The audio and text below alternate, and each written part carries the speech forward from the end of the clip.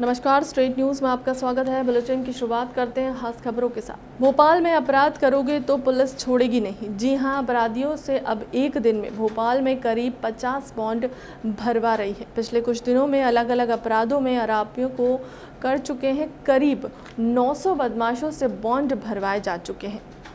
CrPC की धारा 107, 116 और 110 के तहत पुलिस बदमाशों से 5,000 से 50,000 रुपये तक के बॉन्ड भरवा रही है। शहर में अपराध का ग्राफ कम करने के मकसद से बदमाशों से बॉन्ड भरवाए जा रहे हैं। एडिशनल सीपी भोपाल ने बदमाशों के खिलाफ ऐसा ही एक अभियान उज्जैन में भी चला है, जिसे ऑपरेशन पवित्र नाम दिया गया है। अब हम भोपाल में कोर्ट में भी अपील कर रहे हैं।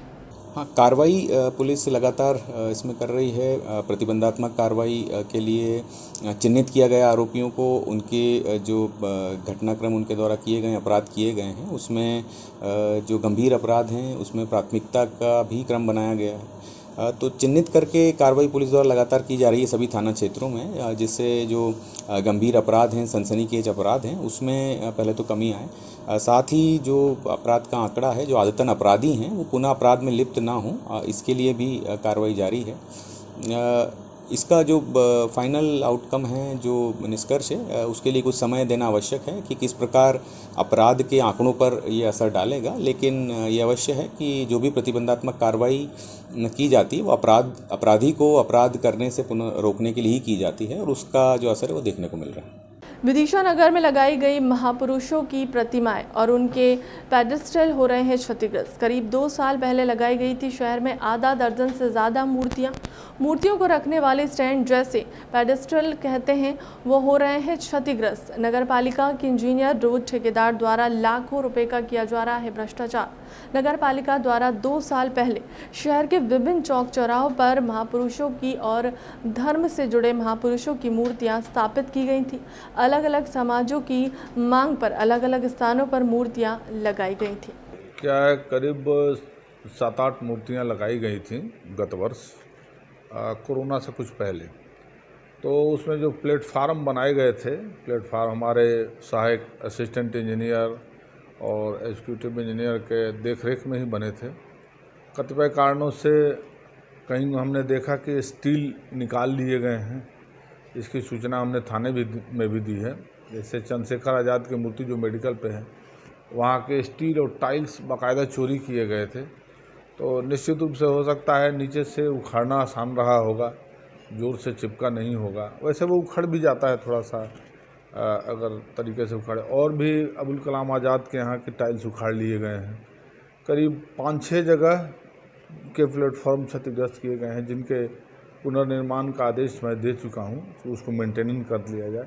निश्चित रूप से पिछली परिषद में जब हम पार्षद थे तो सम्माननीय अध्यक्ष जी ने शहर के महापुरुषों के मूर्ति के लिए स्टेपल बनवा के मूर्तियों की स्थापना की थी। निश्चित रूप से कहीं ना कहीं बहुत लंबा समय हो गया, 2-3 वर्ष बीत गए और क्षतिग्रस्त हुई है, ये मैंने भी देखा है जाके। तो इसके लिए मुझे ऐसा लगता है कि नगर पालिका के जिम्मेदार अधिकारी, CMO, इंजीनियर और संबंधित ठेकेदार। नहीं, मैंने देखा है, सभी वीडियो देखे हैं। गांधी जी की स्टैचू जो नीमताल पर लगी है वो भी देखा है, विवेकानंद जी की भी देखी है, रानी लक्ष्मीबाई की भी देखी है और जितनी भी नई स्थापित हुई है महाराणा प्रताप वाली भी देखी।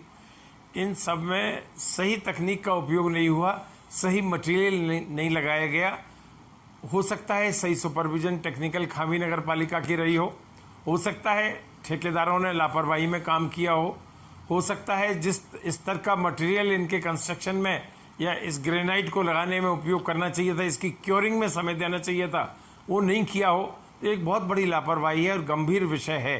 सीहोर जिले के झावर थाना अंतर्गत ग्राम दहखेड़ी में बिजली विभाग की लापरवाही के कारण झूलते हुए तार के कारण लाइन फॉल्ट हो गई, जैसे किसान की झोपड़ी में हजारों रुपए का कृषि सामग्री, भूसा रखा सामान जलकर राख हो गया है। अगर बिजली विभाग झूलते हुए तारों को ठीक कर देते तो एक छोटे से किसान को नुकसान उठाना नहीं पड़ता। अगर इन बिजली के तारों को जल्द ठीक नहीं करा गया तो किसी दिन बड़ा हादसा हो सकता है।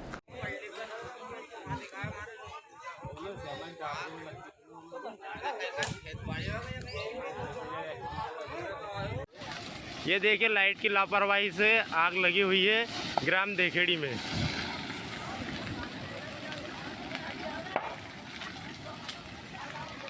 ये टाबरी में लग गई है, नुकसान हो चुका है।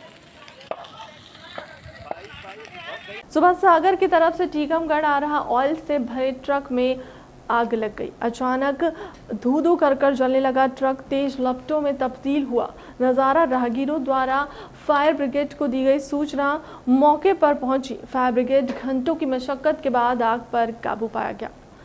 तब तक ट्रक पूरी तरह जल चुका था। बड़ा गांव थाना के ग्राम अमरपुर के पास की घटना है। मौके पर पहुंची पुलिस ने मामले को लिया है संज्ञान में।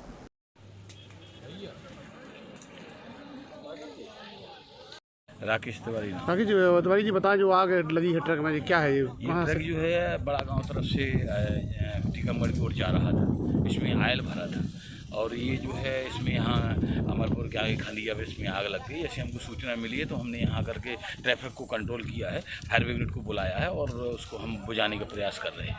कहाँ से कहाँ जा रहा था ये तो अभी जिससे जानकारी हमको नहीं मिली है, इतनी भर जानकारी। अब उस ड्राइवर के मिलने के बाद आगे जांच करेंगे उसमें कि किन परिस्थितियों में आग लगी है, कैसे लगी है, इसकी जांच हम करेंगे। पर अब ये प्रथम प्राथमिकता है कि हम इसको आपको बुझाएं। समृद्ध छतरपुर के गौरव पर पानी की कमी चांद पर दाग के समान है। भले ही यह जिला इतिहास में महाराजा छत्रसाल की वीरता के लिए जाना जाता है, लेकिन इस क्षेत्र की बदकिस्मती देखिए कि अब भी यह जिला भीषण गर्मी से अपनी प्यास बुझाने के लिए बूंद बूंद को तरसते हुए घुटने टेके लोगों के लिए भी जाने को मजबूर है। बुंदेलखंड में पानी की कमी से लोग परेशान हैं। छतरपुर जिले के शहरी और ग्रामीण इलाकों में भीषण जल संकट बढ़ता ही जा रहा है। पानी की कमी से हर तरफ लोग परेशान हैं। वहीं दूसरी तरफ राजनगर विधानसभा क्षेत्र में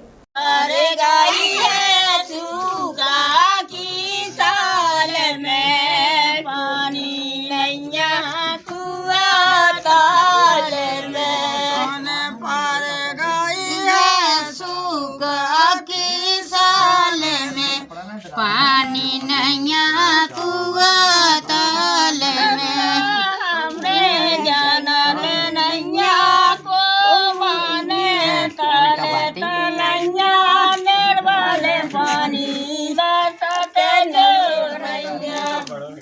नदी पास में है, सोसाइटी लाइट लेन एन को कोनो बन जाती व्यवस्था तो जो सबको सुधार हो जाए। तुम्हारे भाई बदरा बरे से नैया सूखे डरे हैं ताले तलैया। अब हमने पानी की जो ये बताओ के पानी यहाँ प्यासन गैया भी मर रही और ऐसो एक बेर नदी ले गए हम और वो दोबारा जाते नहीं है तो मालिक बे भी मालूम प्यासी अब 24 घंटा रहती, 24 घंटा भी एक पानी में रहो ने। तो गांव में क्या स्थिति बनी है पानी की? अब स्थिति तो बहुत कठिन बन गई भाई साहब, बहुत कठिन बन गई। आदमी है 2-2 3-3 कुएं के पानी नहीं पूछ रहे। कोनू में मान लो तरह मना एक बार यहाँ करिया सबको किसान को भी है। की स्थिति बनी हुई है पानी को ले? पानी की बहुत बेकार संकट है, बहुत हाई सूखा है। इस वजह से कुओं में पानी भी नहीं रह गया है, बोरों का भी पानी सूख गया है। इसलिए पानी की समस्या को लेकर बहुत बड़ी चिंता है, जो कि गांव वालों को सबको समस्या है। ढोर बछेरों की समस्या है। नहाने के लिए बहुत दूर 2-4 कुओं से पानी लाते हैं, जब जाके निकलता है थोड़ा 4 घड़ियाँ लेके आते हैं, तब जाके मिलता है पानी। अब क्या चाह रहे हैं आप लोग? हम लोग ये चाहते हैं कि नदी में पावर प्लांट लग जाए, फिल्टर प्लांट, जिसकी समस्या पाइपलाइन द्वारा गाँवों में टोटी वगैरह लग जाए, जिससे जल संकट दूर हो सकता है।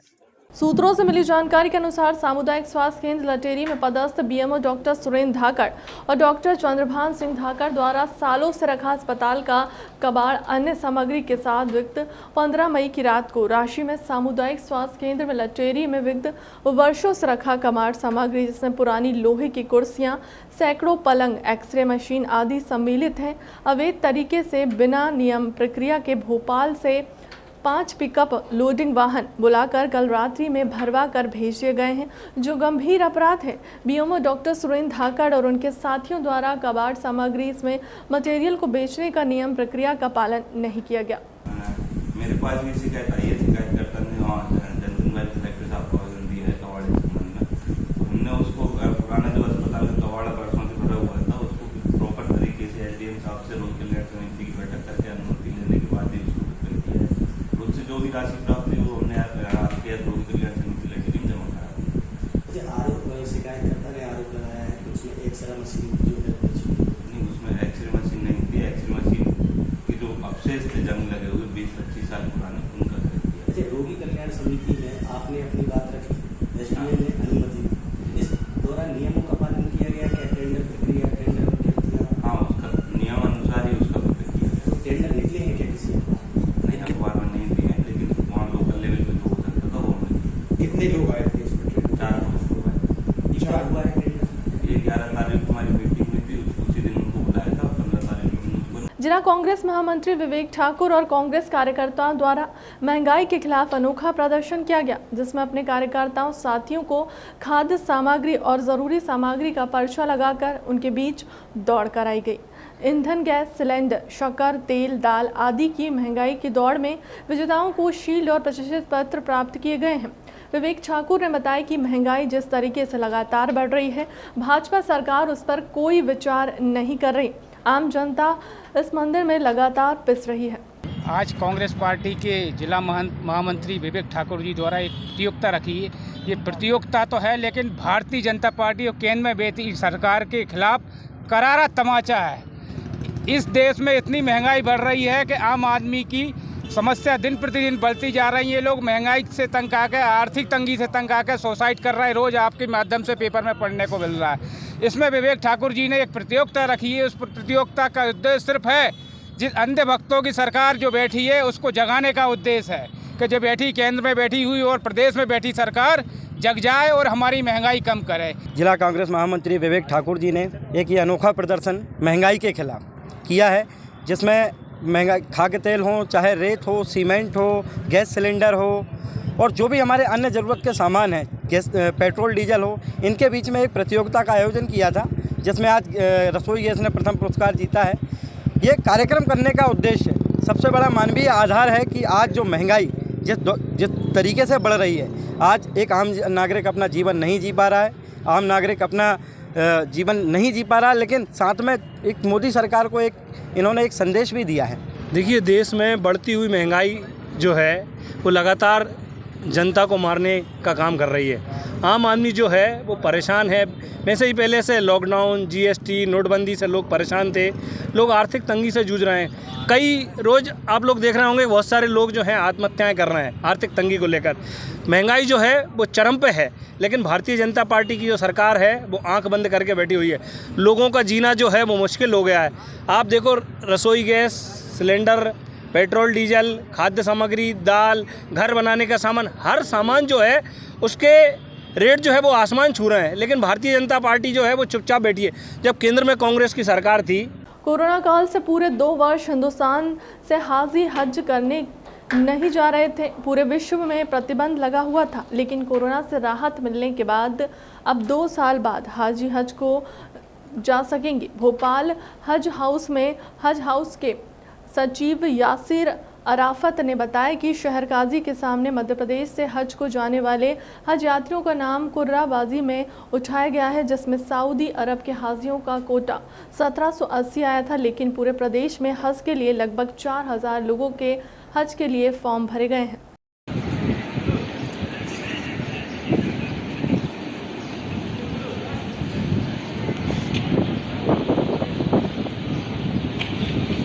लब्बैक अल्लाहुम्मा लब्बैक लब्बैक ला शरीक लक लब्बैक इन्निअमत लक वल मुल्क। अल्लाह ताला का शुक्र हर इंसान को अदा करना चाहिए कि 2 साल बाद हिंदुस्तान से हज के लिए हज यात्री जाएंगे और हाजी हजरात जा सकेंगे। दूसरी बात कि हमारे पास जो फॉर्म्स थे, एप्लीकेशंस 3417 थे और हज कमेटी ऑफ इंडिया की तरफ से जो हमें मध्य प्रदेश को कोटा दिया गया वो 1780 फॉर्म्स का दिया गया। 1780 का कोटा हाजियों का हमारे लिए दिया गया। उसमें से 16 लेडीज़ विदाउट महरम का सिलेक्शन हुआ है और 1764 हाजियों का जो एडल्ट हैं और उनका सिलेक्शन हुआ है। तो इसके साथ ही अगली स्टेप्स में 1000 रुपीज़ उनको जमा करना है 6 तारीख तक, जिन हजरात का सिलेक्शन हो गया है। SMS के द्वारा उनको सूचना पहुंचा दी गई है। लिस्टें जो हैं हज कमेटी के बाहर भी और ऑफिस के डिस्प्ले पर भी लगा दी गई हैं और उन हाजी हजरात को इन्फॉर्म कर दिया गया है जिनका सिलेक्शन देखिए, शासन की कैसे की जो गाइडलाइंस थी सेंट्रल हज कमेटी ऑफ इंडिया की, हज जो कोविड प्रोटोकॉल है, कोविड के प्रोटोकॉल, कोविड गाइडलाइंस है, उसके मुताबिक होगा। और जो भी गाइडलाइंस हज कमेटी ऑफ इंडिया ने मध्य प्रदेश हज कमेटी को और स्टेट्स को दी हैं उनको फॉलो किया है।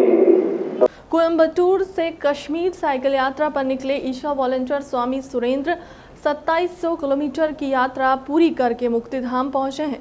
पौधारोपण कर दिया है और मिट्टी बचाने का संदेश भी दिया है। मुक्तिधाम के पर्यावरण के सर्वे कार्यों की महक का आज एक और कारण यहां जुड़ा गया है। जब ईशा वॉलंटियर स्वामी सुरेंद्र यादव अपनी 2700 किलोमीटर की यात्रा पूरी करके विदिशा के मुक्तिधाम पहुंचे। गौरतलब है कि स्वामी सुरेंद्र यादव तमिलनाडु के कोयम्बटूर से साइकिल से कश्मीर यात्रा पर निकले थे। लगभग 5000 किलोमीटर की यात्रा पूरी करके वह अपने घर वापस लौटे। बहुत खुशी की बात है कि हमारे बीच में आज एक ऐसा नौजवान सुरेंद्र यादव जी के रूप में मौजूद है जो सदगुरु जो कोयम्बटूर से ये कश्मीर तक की साइकिल यात्रा कर रहे हैं। विदिशा में 2700 किलोमीटर की यात्रा पूरी करके आज हमारे बीच में पधारे हैं। तो इनके मन में था कि हम लोग चर्चा जब कर रहे थे कि मुक्तिधाम में आके पौधारोपण करना है, तो बहुत मैं विनम्रता के साथ कहूँगा कि यादव जी पधारे तो हम लोगों को बहुत खुशी है, मुक्तिधाम टीम को बहुत खुशी है। आज ये अमलतास के और रीठा के दोनों वैदिक और औषधि पौधों का रोपण करेंगे। पर्यावरण के प्रति इनका जो एक सोच है और सदगुरु के जो एक सोच है उसको लेके जो एक मुहिम चला रहे हैं, निश्चित बात है हिंदुस्तान के लोग तो हिंदुस्तान की मिट्टी से प्यार करते हैं, लेकिन इनका जो ध्येय है और जो सदगुरु जग्गू वासुदेव जी का ध्येय है कि मिट्टी बचाओ, निश्चित बात है जब मिट्टी बचाएंगे तो जीवन बचेगा। जी नमस्कारम, सभी को प्रणाम, नमस्कारम। ये बहुत खुशी की बात है, हम मध्य प्रदेश से और हम मध्य प्रदेश के हैं और मध्य प्रदेश के विदिशा जैसी जगह में और आज मुक्तिधाम पे हम आए हैं। मुक्तिधाम का सही मायने में आज जो मतलब समझ में आया, इस टीम के द्वारा समझ में आया कि मुक्तिधाम मरने के बाद मुक्ति नहीं, मरने के पहले जो मुक्ति मिलती है वो मुक्तिधाम जैसा ऐसा सुंदर पार्क बना दिया। यहाँ पे जो नवग्रह बनाया और पूरा नक्षत्र बनाया, बहुत खुशी की बात है। ये शब्द बयान नहीं कर सकते पर बहुत खुश हूँ, बहुत अच्छा लग रहा है जी। और ऐसा एक दिन आएगा कि हर एक बच्चा कहेगा कि घूमने जाना है तो कहाँ चलना, चलो माँ मुक्तिधाम ले चलो मुझे। जिला गुना आज गुना के कैंट क्षेत्र की नवनिर्मित कोतवाली का उद्घाटन मध्य प्रदेश शासन, पंचायत और ग्रामीण विकास कैबिनेट मंत्री महेंद्र सिंह सिसोदिया ने पूजा अर्चना कर किया। वहीं मंत्री ने पुलिस द्वारा किए जा रहे जिले में अपराध और अपराधियों के खिलाफ कार्रवाई की भी सराहना की है। वहीं स्टेट न्यूज संवाददाता राहुल चौरसिया ने पंचायत मंत्री से पत्रकार साथियों के लिए भी सरकार द्वारा पत्रकार कॉलोनी के माध्यम से भवन दिए जाएं। अन्य मंत्री जी, आपसे एक महत्वपूर्ण सवाल है। जैसा गुना में आज आपने पुलिस के लिए नए थाने दिए, आपकी काफ़ी उसमें सराहनीय पहल है। इसी प्रकार के पत्रकारों को भी आने वाले समय में आपके मार्गदर्शन में ऐसा निवास देखने मिलेगा पत्रकार कॉलोनी के माध्यम से? सबकी इच्छा होगी तो बिल्कुल मिलेगा। वैसे पत्रकार कॉलोनी है गुना, लेकिन वो मानते ही नहीं है कि पत्रकार कॉलोनी है। पत्रकार कॉलोनी वाले बता दें कमर्शियल कॉलोनी बना दी है वो। अब उस पर विचार करेंगे, आप लोग आवेदन दो, लोकार्पण किया जाएगा। कुछ थाने और हैं जिनमें बहुत अंतिम चरणों में थोड़े से काम बाकी है। हाउसिंग बोर्ड जैसे ही हमें उसको तैयार करके हैंडओवर करता है, हम तुरंत उसका जो है इस तरह से उद्घाटन करेंगे। आने वाले समय में 3 थाने और 2 चौकियाँ इस तरह से कुछ तैयार हैं, जो एक 2 महीने के अंदर इन सभी का उद्घाटन होगा। हमारा पूरा पुलिस स्टाफ उसमें शिफ्ट होगा। जैसा एक देखने में आ रहा है, जब से आप निरंतर गुना जिले में आए हैं, अपराध और अपराधियों पर अंकुश लगाने की आप पूरी कार्रवाई कर रहे हैं और कहीं ना कहीं आधुनिक पुलिस को आप जहाँ तक गुना जिले को मध्य प्रदेश की ओर ले जाने की कोशिश कर रहे हैं, तो आगे भी एक कार्यशाला आपकी देखने मिलेगी? निश्चित रूप से हमारी जो पुलिस टीम है पूरी तरह से प्रतिबद्ध है इसके लिए कि गुना में अपराध कम हो और नशा मुक्त हो सके, ट्रैफिक का जाम ना लग सके। इस प्रकार के कुछ उद्देश्य लेकर हम चल रहे हैं, जिसमें हम सफल भी हुए हैं। सभी का हमें सहयोग भी मिलता है, माननीय मीडिया बंधुओं का भी हमें सहयोग मिलता है टाइम टू टाइम। फिलहाल के लिए अब तक की खबरों में इतना ही। देश दुनिया की तमाम बड़ी खबरों के लिए बने रहें स्टेट न्यूज़ के साथ। नमस्कार।